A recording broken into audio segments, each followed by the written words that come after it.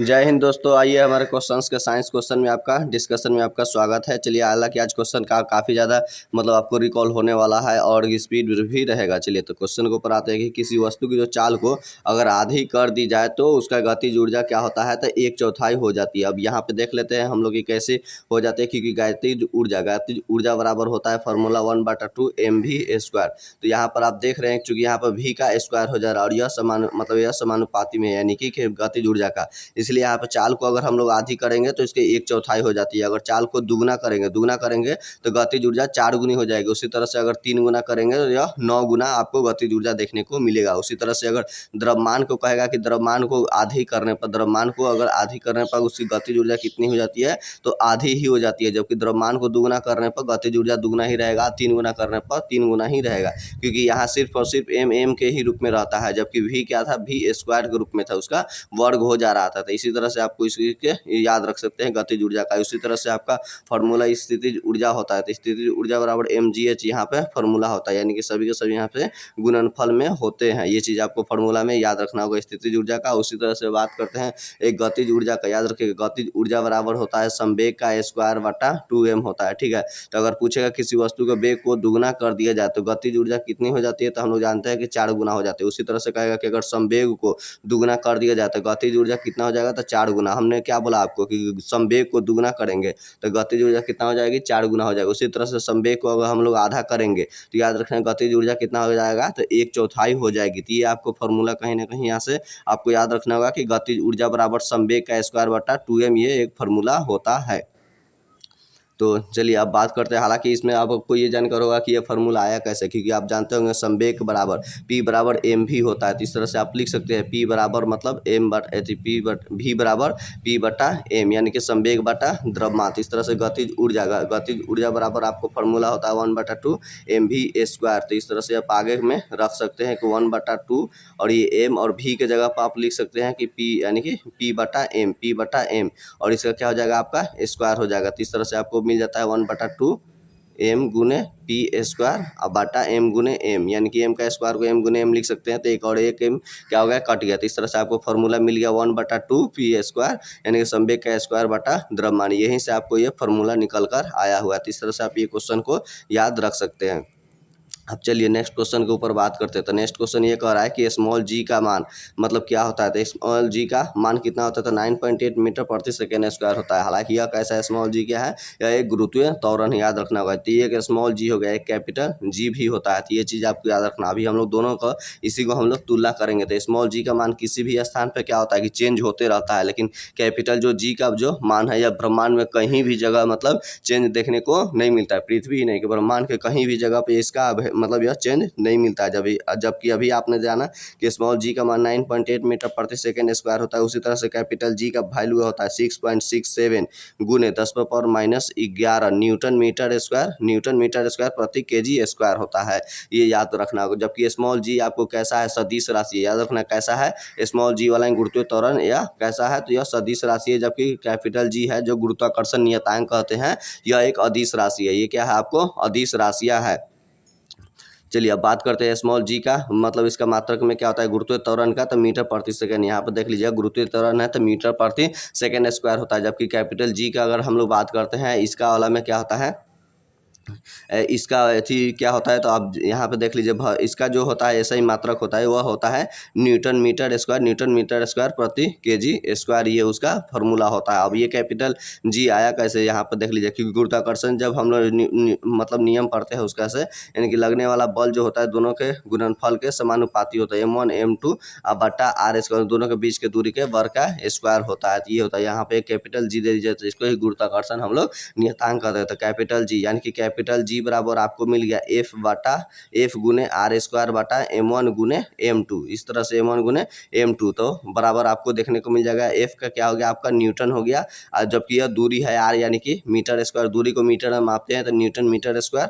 और ये क्या है m1, ये सब m1 m2 क्या है आपका द्रव्यमान है, यानी कि केजी, द्रव्यमान को केजी मापते हैं तो केजी स्क्वायर। तो न्यूटन मीटर स्क्वायर प्रति केजी स्क्वायर, ये आपको यहाँ से फॉर्मूला मिल गया। चलिए अब नेक्स्ट क्वेश्चन के ऊपर बात करते हैं। तो नेक्स्ट क्वेश्चन यही कहता है कि स्मॉल जी का मान जो होती है विषुवतीय रेखा पर होती है, कैसी होती है, तो न्यूनतम होती है। अब यहाँ पे हम लोग थोड़ा सा समझने की कोशिश करेंगे। ये जो हो गया हमारा क्या हो गया कि पृथ्वी हो गया, और ये पृथ्वी का ये बीच वाला रेखा क्या कहलाती है, यही आपको ये 0 डिग्री रेखा है, जिसको भूमध्य रेखा कहते हैं या फिर विषुवतीय रेखा कहते हैं। तो यही पर क्वेश्चन आपको कह रहा है कि स्मॉल जी का जो मान है मतलब ये न्यूनतम होगा। हमने शून्य नहीं बोला बल्कि न्यूनतम यहाँ पे लिखा हुआ है, याद रखेगा। न्यूनतम होगा ये विषुवतीय रेखा पर होगा। जबकि यह बात करेंगे ध्रुव पर, उत्तरी ध्रुव और दक्षिणी ध्रुव, ये नॉर्थ पोल हो गया और ये साउथ पोल हो गया। तो उत्तरी ध्रुव और दक्षिणतम ध्रुव पे याद होगा क्या होगा कि अधिकतम, यानी कि न्यूनतम आपको 0 डिग्री यानी विषुवतीय रेखा पे हुआ था, यानी कि अधिकतम कहाँ पे आपको ध्रुव पर देखने को मिलेगा। उसी तरह से अगर हम बात करते हैं कि यहाँ पे उसका तो शून्य मान कहाँ पे मिलेगा, तो ये होता है पृथ्वी का केंद्र होता है। तो यहाँ पर केंद्र पर क्या होगा, स्मॉल जी का मान क्या हो जाता है कि शून्य हो जाता है, यहाँ पे आपको नहीं देखने को मिलेगा, ये याद रखना है। चलिए, तो अब उसी तरह से हम लोग क्वेश्चन के ऊपर अगला क्वेश्चन ये करा है कि स्मॉल जी का मान कहाँ पे ध्रुव पर क्या होता है कि महत्तम होता है। यानी कि हमने आपको क्वेश्चन ये बताया था कि इसका जो है उत्तरी ध्रुव ये है, उत्तरी ध्रुव और दक्षिणी ध्रुव, यहाँ पे क्या होगा आपको महत्तम देखने को मिलेगा।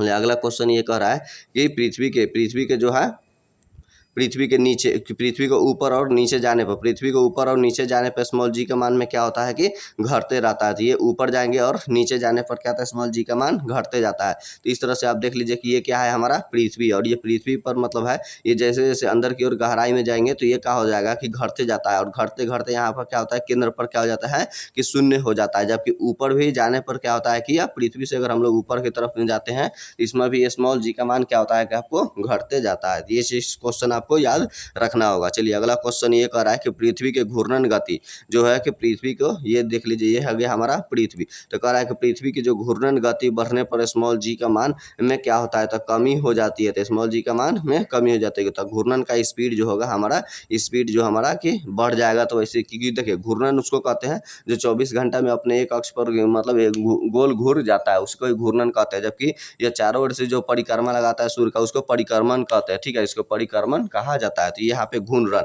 तो घूर्णन के कारण ही आपको दिन रात होता है देखने को मिलता है। तो अभी यहाँ पे फिर से समझते हैं हम लोग कि आखिर ये कैसे इसका हो गया। तो याद रखेगा ये हमारा क्या हो गया कि पृथ्वी हो गया, और ये पृथ्वी जैसे ही अपने अक्ष पर क्या हो जाती है, अपने ही अक्ष पर मतलब इस तरह से गोल अगर घूमती है 24 घंटा में, तो याद रखना कि 24 घंटा में अगर चल रही है तो इसका वैल्यू ठीक रहेगा। लेकिन जैसे घूर्णन का स्पीड बढ़ गया, यानी कि 24 घंटा के बजाय अगर आप मान लीजिए आपको 20 घंटा में ही मतलब यह अपना घूर्णन पूरा कर लिया, तो स्मॉल जी का मान क्या हो जाएगा कि कम हो जाएगा। तो इस तरह से क्या होगा कि कम हो जाएगा। और एक कहा जाता है कि पृथ्वी को अगर गति को 17 गुना तेज का क्या दिया जाए कि बढ़ा दिया जाए, 17 गुना, हमने क्या बोला आपको 17 गुना तेज कर दिया जाए पृथ्वी को गति को, यानी कि घूर्णन की गति को। तो याद रखिएगा इस स्थिति में क्या हो जाएगा, विषुवतीय रेखा पर ये होता है, यानी कि विषुवत रेखा। तो इस तरह से आपको विषुवत रेखा पर आपको क्या मिलेगा, आपको यहाँ पर भार क्या हो जाती है, शून्य हो जाती है, यानी कि घूरते दौरान यहाँ पे आपको शून्य देखने को मिलेगा। जबकि ध्रुव पर याद रखिएगा, उत्तरी ध्रुव चाहे दक्षिणी ध्रुव पर कोई परिवर्तन देखने को नहीं मिलेगा, यहाँ जस के तस रहेगा। विषुवतीय रेखा पे शून्य हो जाएगी,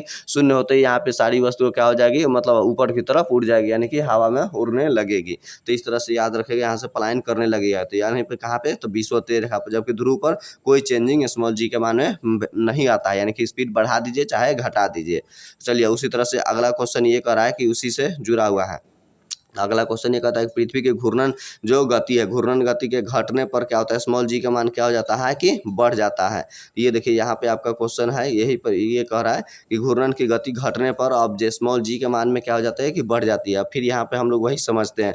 तो अभी हमने आपको बताया था कि ये हमारा कि पृथ्वी है और पृथ्वी की ये विषुवतीय रेखा है। अभी क्या हो रहा था कि 24 घंटा में मतलब स्पीड बढ़ा रहे थे, 24 घंटा के बजाय या 20 घंटा में ही क्या हो रहा था, चक्कर लगा ले रहा था, घूर्णन कर ले रहा था। तो वैसे में स्मॉल इसका घट जा रहा था, लेकिन विषुवत रेखा पर समान था।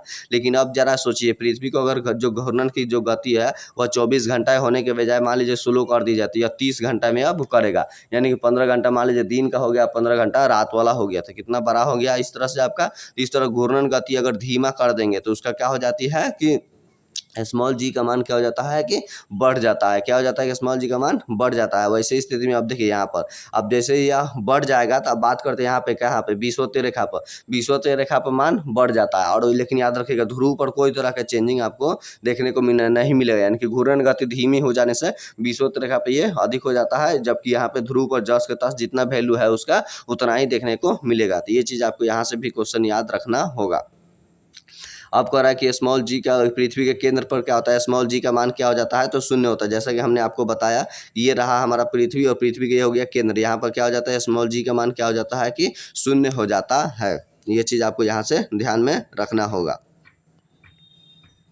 हम लोग का अगला क्वेश्चन ये कहता है कि जो पृथ्वी का जो होता है पलायन वेग होता है उसका मान कितना होता है, तो 11.2 किलोमीटर प्रति सेकंड होता है। यानी कि यह एक ऐसा वेग होता है जिस वेग से, यानी कि पृथ्वी का एक ऐसा मतलब न्यूनतम वेग होता है जिससे क्या होता है कि हम लोग ऊपर की ओर अगर मान लीजिए कि ये हमारा पृथ्वी है और इस पृथ्वी से हम ऊपर की तरफ में अगर किसी वस्तु को फेंकते हैं एक खास वेग से या न्यूनतम वेग से, जिसके क्या होता है कि हमारा गुरुत्वाकर्षण जो क्षेत्र है उस क्षेत्र से बाहर चला जाता है, यानी कि फिर से वापस पृथ्वी पे आता नहीं है बल्कि वह अंतरिक्ष में खो जाता है। तो उसी वेग को हम लोग क्या कहते हैं, उसको फ्लाइन वेग कहा जाता है। तो हर ग्रह के लिए या उपग्रह के लिए अपना अलग अलग उसका क्या होता है कि फ्लाइन वेग होता है। तो यह पृथ्वी के लिए आपको दिया गया है 11.2 किलोमीटर प्रति सेकंड, याद रखना किलोमीटर प्रति सेकंड यहाँ पे वेग है।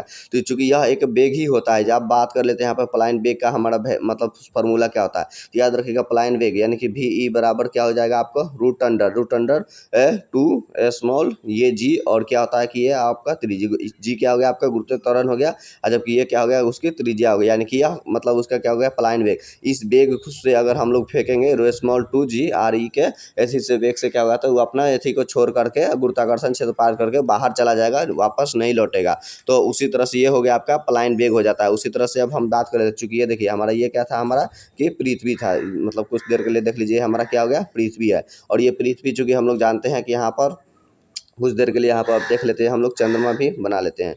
ये हमारा क्या हो गया कि चंद्रमा हो गया, ये हो गया यहाँ पर भी फिर आ गया, ठीक चलते चलते तो इस तरह से क्या हो गया उसकी कक्षीय चाल हो गया। तो क्या हो गया कि इस तरह से हमारा जो चंद्रमा है जो चक्कर लगा रहा है इसका कक्षीय चाल हो गया, ये इस तरह से ये अपना कक्षा में पृथ्वी के चारों ओर घूम रही है। तो इस तरह से हमारा क्या था कि यह चारों ओर से घूम रही है। तो वैसे अभी हम लोग किसका बात करेंगे, चंद्रमा का, देखिएगा थोड़ा सा, क्योंकि चंद्रमा का जो प्लाइन वेग होता है 2 यहाँ पर देख लीजिए, चंद्रमा के यहाँ पर प्लाइन वेग देख रहा है 2.37 किलोमीटर प्रति सेकंड होता है, यानी कि यह होता है कक्षीय वेग। तो इस तरह से इसका पृथ्वी के चारों ओर से कक्षा में यह चक्कर लगा रहा है, चक्कर लगा रही है। तो ऐसी स्थिति में लगाने के साथ यह कहा हो जाए कि इसका वेग को भी अगर मतलब कक्षीय वेग को क्या किया जाए 41% कर दिया जाए, कितना परसेंट कर दिया जाए 41% अगर हम लोग बढ़ा देते हैं 41%, याद रखिएगा 41% हम लोग कक्षीय वेग को बढ़ा देंगे, तो वैसे स्थिति में अपनी कक्षा को छोड़ करके एक नया कक्षा धारण कर लेगा, यानी कि नया कक्षा नहीं बल्कि वो अंतरिक्ष में चला जाएगा, यानी कि और अंतरिक्ष में चला जाएगा यानी कि चंद्रमा क्या हो जाएगा हमारा कि खो जाएगा, फिर से वापस पृथ्वी के नज़दीक में देखने को नहीं मिलेगा। तो यही होता है। उसी तरह से अभी अब कुछ देर के लिए आप मान लीजिए कि ये क्या है हमारा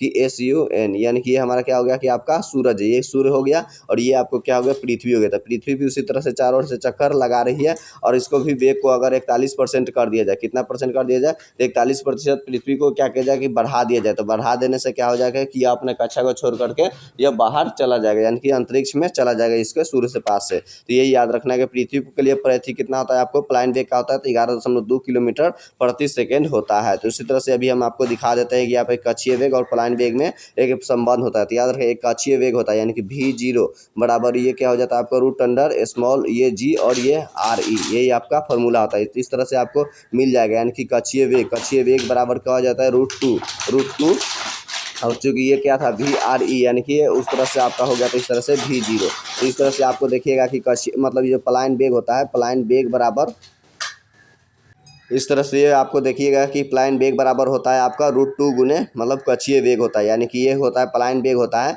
वह कक्षीय वेग को कितना होता है रूट 2 गुना होता है। कितना होता है तो याद रखिएगा रूट 2 गुना आपको देखने को मिलेगा इस तरह से। तो ये आपको यहाँ से देखने को मिलेगा। तो ये आपको हमेशा याद रखना होगा कि जो प्लाइन वेग जो होता है वह कक्षीय वेग का कितना होता है तो रूट 2 गुना होता है।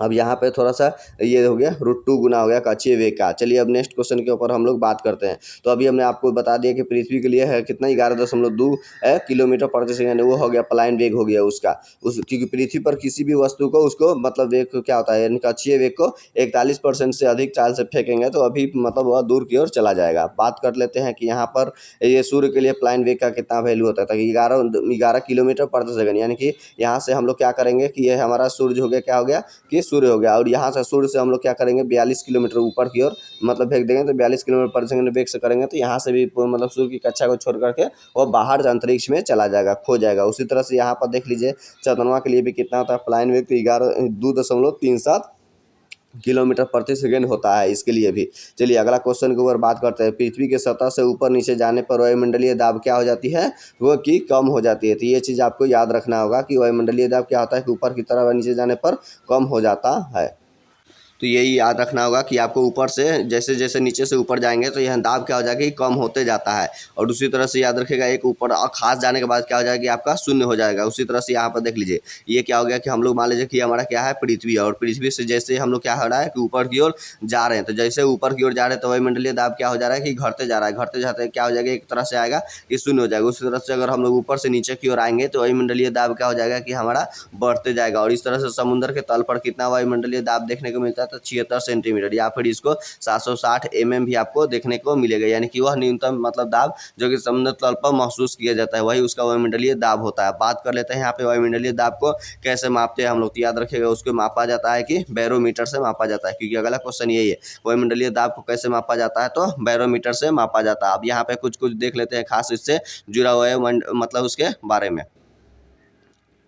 तो देखिए यही क्वेश्चन आपका बोल रहा था कि बैरोमीटर का मतलब पाठ्यांक अचानक नीचे की ओर गिरने लगता है तो क्या होता है कि आंधी तूफान आने की संभावना रहती है। तो ये देखिए अचानक ही आप क्या होता है कि तेजी की तरफ नीचे की तरफ ही गिरता है। तो इसको आप ट्रिक में भी याद रख सकते हैं। आंधी तूफान क्या होता है आपको काफ़ी ज़्यादा तेजी से आती है। तो इस तरह से बैरोमीटर आपका नीचे में उसमें जो पारा भरा हुआ रहता है तो नीचे की ओर आने लगता है। अब जरा सोचिए यहाँ पे कि क्या है कि हमारा मतलब ये हो गया हमारा बीकर हो गया, इसमें क्या है आपको थर्मामीटर भरा हुआ, वैसे स्थिति में आपको धीरे धीरे नीचे की ओर गिरेगा। तो जब धीरे धीरे नीचे की ओर गिरेगा तो याद रखिएगा वर्षा होने की संभावना होती है, यानी कि बारिश होता है। तो आपको धीरे धीरे नीचे की ओर गिरेगा तो बारिश होगा, जबकि अचानक तेजी से नीचे की ओर पारा मतलब गिर जाएगा पाठ्यांक, तो वैसे स्थिति में आपको आंधी तूफान देखने को मिलेगा। उसी तरह से अगर हम लोग बात करते हैं जबकि ये जब तक क्या हो रहा था कि पारा नीचे की ओर गिर रहा था, अब जरा सोचिए पारा क्या होगा कि आपको ऊपर की ओर जाने लगेगा। ये क्या होगा कि पारा आपको ऊपर की ओर जाएगा। तो वैसी स्थिति में जब पारा ऊपर की ओर जाता है तो क्या होता है कि आपको मतलब क्या होता है मौसम साफ देखने को मिलेगा। क्या होगा कि आपको मौसम साफ, तो क्या होगा कि आपको याद रखेगा मौसम साफ होगा। तो धीरे धीरे ऊपर जाता है तो आपको मौसम साफ होने को मिलता है।